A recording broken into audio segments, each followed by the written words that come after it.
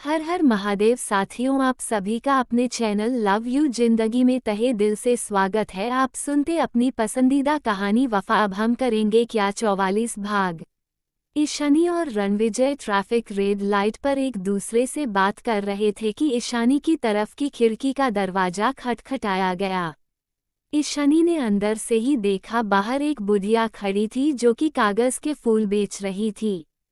रणविजय अभी कुछ बोलता कि उसके पहले ही ईशानी ने अपनी तरफ के खिड़की का दरवाजा खोल दिया। मेम साहब, फूल ले लो, बड़ी मेहनत से बनाया है, आपके घर के गुलदस्ते में अच्छे लगेंगे, बुढ़िया ने कांपती आवाज में कहा। कितने के है चाची? बुढ़िया को देखकर ईशानी को दया आ गई थी। ये कागज के फूल उसके किसी काम लायक नहीं थे, फिर भी उसने हाथ बढ़ाकर फूलों को लेना चाहा। ईशानी, यह क्या कर रही हो? क्या करोगी तुम इन फूलों का? एक तो उसकी बात अधूरी रह गई थी और दूसरे में इस तरह से राह चलते किसी से कोई सामान लेना रणविजय को बिल्कुल अच्छा नहीं लगा, इसलिए उसने थोड़ी सी झुंझलाहट के साथ कहा। लेकिन ईशानी ने पलटकर रणविजय की तरफ देखा और आंखों ही आंखों में से चुप रहने का इशारा किया। जो जी में आए करो। रणविजय ने गहरी सांस छोड़ते हुए अफसोस सर हिलाया। बस 200 दे देना, बुढ़िया ने कहा। 200 में ऐसे कागज के फूल? ये तो बहुत महंगे हैं। रणविजय बोलना चाहता था, लेकिन ईशानी ने उससे पहले ही अपने पर्स में से 500 रुपये का नोट निकालकर बुढ़िया की तरफ बढ़ा दिया। पर मेरे पास तो छुट्टे पैसे नहीं है, बुढ़िया ने कहा। कोई बात नहीं चाची, मेरी तरफ से खुशी में रख लेना, दिवाली में तुम्हारी बच्चे पटाखे छोड़ेंगे, ईशानी ने मुस्कुराते हुए कहा। हाँ, तुम इस दिवाली में हमारा दिवाला निकाल देना। बेवजह के कागज के फूलों के दाम 500, रणविजय ने चिढ़ के साथ बुढ़िया से कहा। हजारों रुपए अपनी बेटी को पार्टी करने के लिए देते हुए, होटल में हजारों रुपए वेटर को टिप देते हुए तुम्हें प्रॉब्लम नहीं होती, और मात्र 500 के लिए तुम इतना रिएक्ट क्यों कर रहे हो?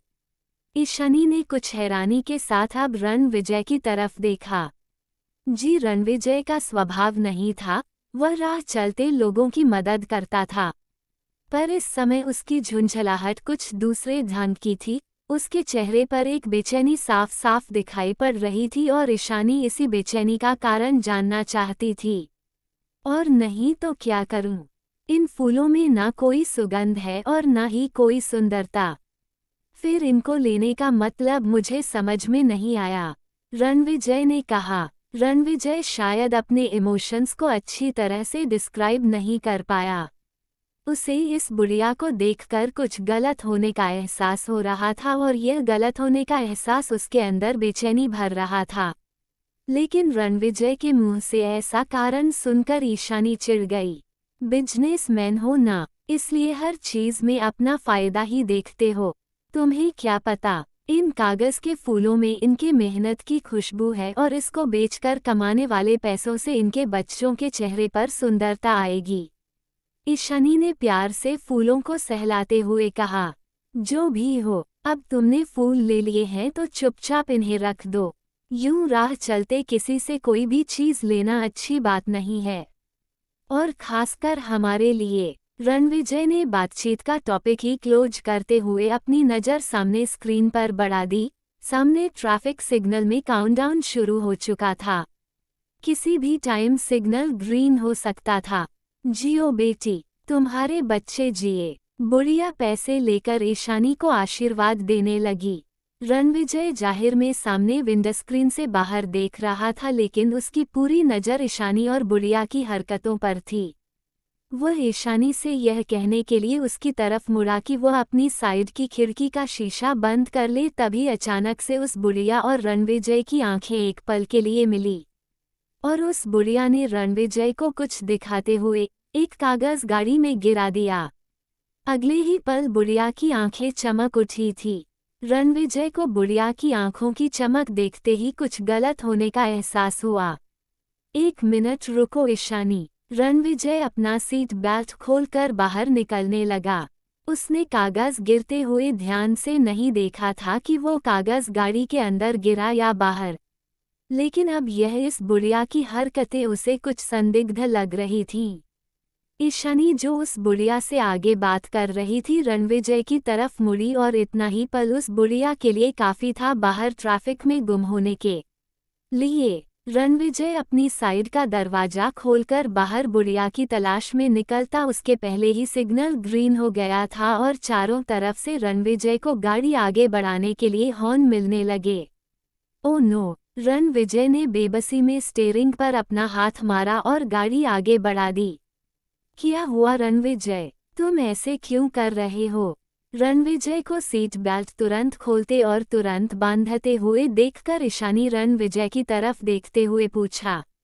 रणविजय ने ईशानी के हाथ से गुलदस्ता लगभग छीनते हुए पीछे वाली सीट पर डाल दिया। कितनी बार मना किया है कि राह चलते किसी भी अजनबी से कोई सामान नहीं लो, पर तुम मेरी कोई बात नहीं सुनती।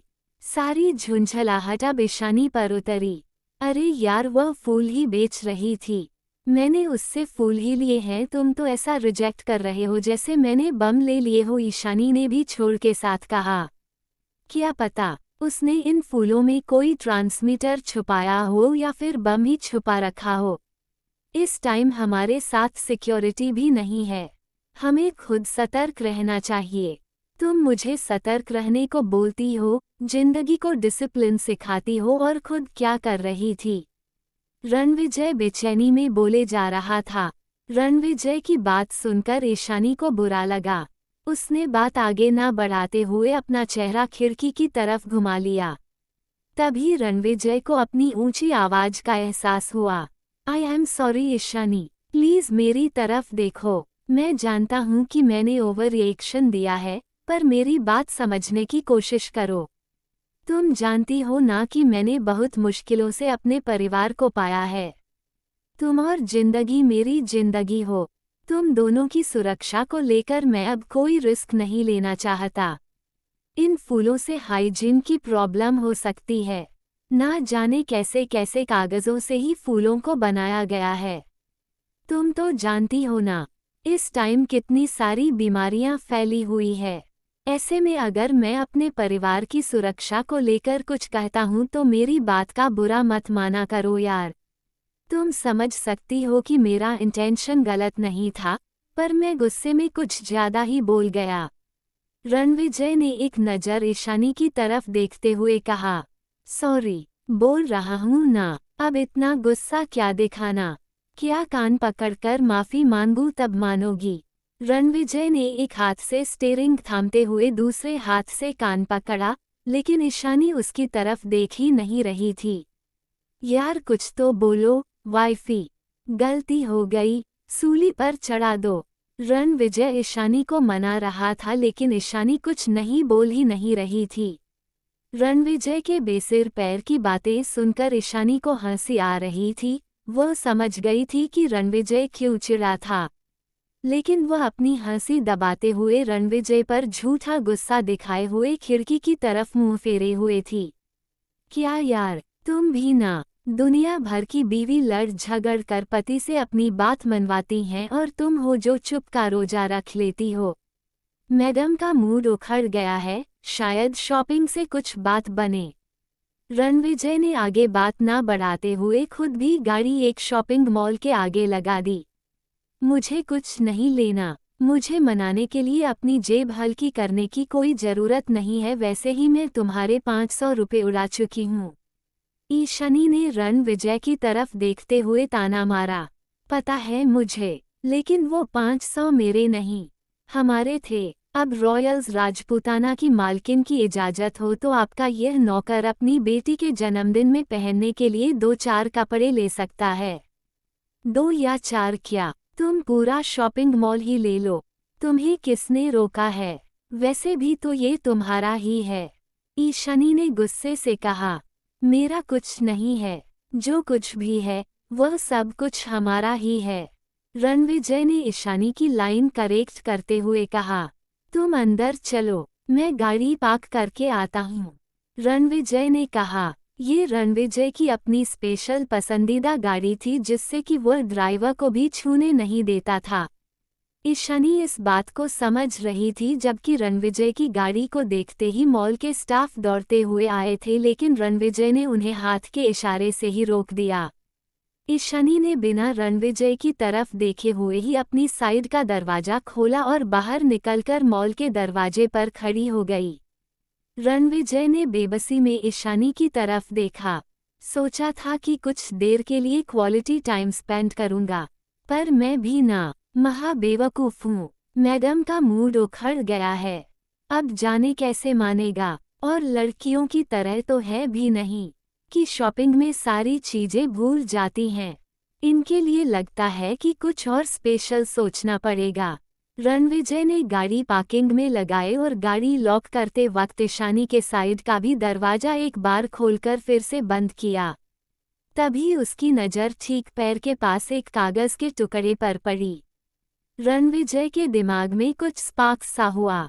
जब से अनन्या और साधना जी ने उन लोगों के साथ अजब तरह के खेल खेले थे, तब से जल्दी जाए अपनी छोटी छोटी चीज़ों को लेकर भी काफ़ी पॉजिटिव होता था। ये तो वही कागज का टुकड़ा है जो उस बुढ़िया ने गिराया था। रणविजय ने आगे हाथ बढ़ाकर ना जाने किस एहसास के साथ उस कागज के टुकड़े को उठा लिया। कैसे हो रणविजय? पहला ही लाइन पढ़ते ही रणविजय की आंखें बड़ी हो गई। उसकी बेचैनी नाजायज नहीं थी, ये चिट्ठी उसी के लिए थी। यह एपिसोड आपको कैसा लगा कमेंट करके ज़रूर बताएं। अब तक आपने वीडियो को लाइक और चैनल को सब्सक्राइब नहीं किया हो तो प्लीज़ उसे सब्सक्राइब कर ले और कहानी को अपने दोस्तों के साथ फेसबुक व्हाट्सएप पर ज़रूर शेयर करें। खुश रहिए, स्वस्थ रहिए, मस्त रहिए, हंसाते रहिए, खेलते रहिए और यही यूट्यूब पर मिलते रहिए। मिलते हैं अगले भाग के साथ। हर हर महादेव।